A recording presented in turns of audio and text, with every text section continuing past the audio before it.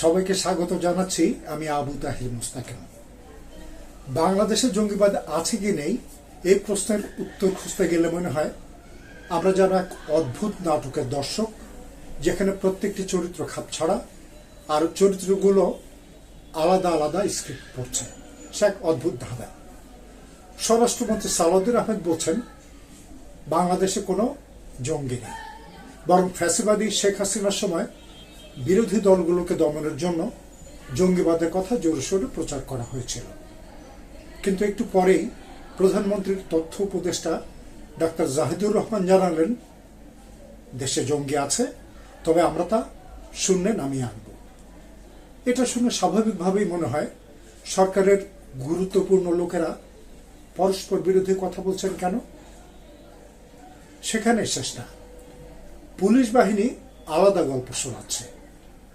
জঙ্গি হামলা হতে পারে, সতর্ক থাকুন, নিরাপত্তা ব্যবস্থা জোরদার করা হয়েছে।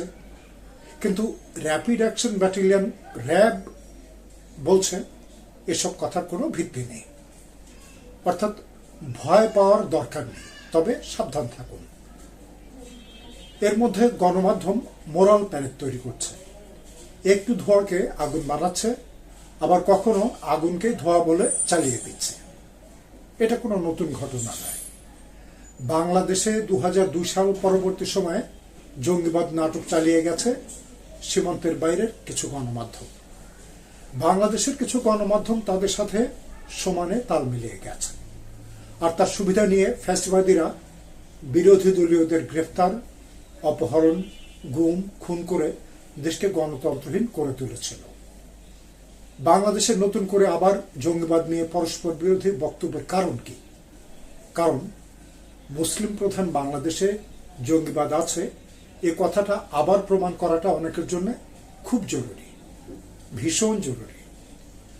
বাংলাদেশে জঙ্গিবাদ আছে সম্ভবত এ কথা ছড়িয়ে দিয়ে বাংলাদেশে নতুন মোড়কে ফ্যাসিবাদী নিয়ম কানুন ফিরিয়ে আনার চেষ্টা করা হবে। যারা সময় দিলেন, যারা দেখলেন, সবাইকে অসংখ্য ধন্যবাদ।